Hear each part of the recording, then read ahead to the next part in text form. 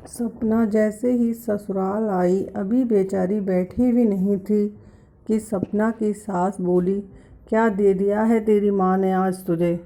सपना के हाथों में थैला देखकर सुनीता जी ने चश्मे के नीचे से झांकते हुए पूछ लिया।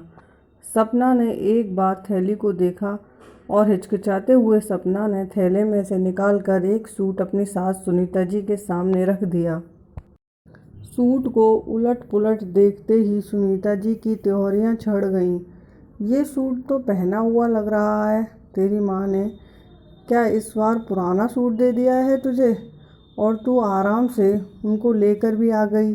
न तुझे शर्म लगी और न तेरी माँ को। माँ जी, इसमें शर्म की क्या बात है। माँ जी, वो माँ का सूट है, ये मुझे बहुत अच्छा लगता था, तो इस बार माँ ने ये सूट मुझे ही दे दिया। अच्छा, तो अब इतने बुरे दिन आ गए हमारे जो अपने मायके की उतरन पहनेगी तू। अरे तुझे तो अकल नहीं है। तेरी माँ को तो सोचना चाहिए था कि बेटी को उतरन देने से पहले आज ये सूट दे दी, कल तेरे बच्चों के लिए तेरे भतीजी भतीजी के पुराने कपड़े भी दे देगी और तू आराम से ले आएगी। तुझे तो बहुत पसंद थे, खबरदार जो ये उतरन दोबारा इस घर में लाई। तो कड़कते हुए सुनीता जी बोली, और इसको पहनना भी नहीं मेरे सामने, समझी। सपना सहम कर रह गई। बात यह है कि आजकल सपना की माँ की तबीयत कुछ ठीक नहीं रहती थी, तो सपना पास में होने के वजह से रोज़ थोड़ी देर के लिए माँ से मिलने अपने मायके चली जाती थी। अब ऐसे समय में माँ और भाभी कुछ देना चाहती तो सपना खुद ही मना कर देती थी। कहती, मैं तो सिर्फ माँ से मिलने आ जाती हूँ, इसलिए प्लीज़ आप लोग लेना देना मत किया करो। खुशी का माहौल हो तो मुझे भी कुछ लेना अच्छा लगता, लेकिन इस वक्त आप लोगों पर बेवजह का बोझ डालना मुझे बिल्कुल अच्छा नहीं लगता। मुझे बहुत बुरा लगता है। बस मैं माँ के साथ ज़्यादा वक्त गुजारना चाहती हूँ, दिन भर उनकी खिदमत करना चाहती हूँ और मुझे कुछ नहीं चाहिए। आज जब सपना अपने मायके माँ से मिलने गई तो माँ की अलमारी से टंगा बनारसी सूट देखकर बोल उठी, माँ, तुम्हारा ये सूट मुझे बहुत अच्छा लगता है। जब तुम इसे पहनती थी तो सचमुच बहुत सुंदर लगती थी। ये सूट आपको नानी ने दी थी ना माँ, बहुत ही प्यारा सूट है। तब सपना की माँ ने कहा था, बेटा लेकिन अब मैं कहाँ इसे पहनती हूँ। तुझे पसंद है तो तू ले जा, मेरी निशानी समझकर, और तू पहनना। माँ की बात सुनकर सपना भावुक हो उठी। ऐसा क्यों बोल रही हो माँ, देखना तुम ठीक हो जाओगी। कहते हुए सपना अपनी माँ के गले लगकर बिलख पड़ी। उसे भी अंदेशा था कि अब माँ ज़्यादा दिन रहने वाली नहीं है, क्योंकि माँ को कैंसर हो गया था और और वो लास्ट स्टेज पे थी। बहुत डॉक्टर को दिखाया, लेकिन सबका यही कहना था कि कोई फ़ायदा नहीं ऑपरेशन का, क्योंकि उम्र भी हो गई है और लास्ट स्टेज भी है। तो बस आप लोग सेवा करें जितने दिन भी हो। वापस आते वक्त माँ ने सपना के थैले में वो सूट डाल दिया, लेकिन जिस सूट को सपना माँ की निशानी समझकर लाई थी वो उसकी सास को सिर्फ उतना नजर आ रही थी, और उन्होंने बिना सोचे समझे सपना की बेइज्जती कर दी। सपना का मन खिन्न हो गया था। उसने ठान लिया कि अब वो कभी भी अपनी माँ की कोई चीज़ नहीं लेकर आएगी। यहाँ सिर्फ पैसों का मोल है, भावनाओं का नहीं। वहाँ कुछ लाने का क्या फ़ायदा। कुछ दिनों बाद ही सपना की माँ चल बसी।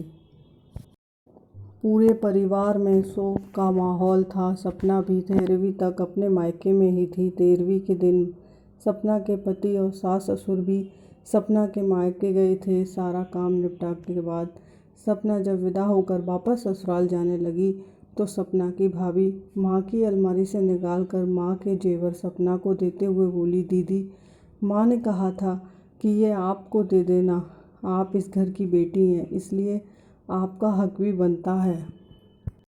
माँ ने मुझे दिया है, कुछ जेवर आपके लिए भी रखे थे दीदी, आप इसको अपने साथ ले जाएं। सपना की आंखें छलक आईं।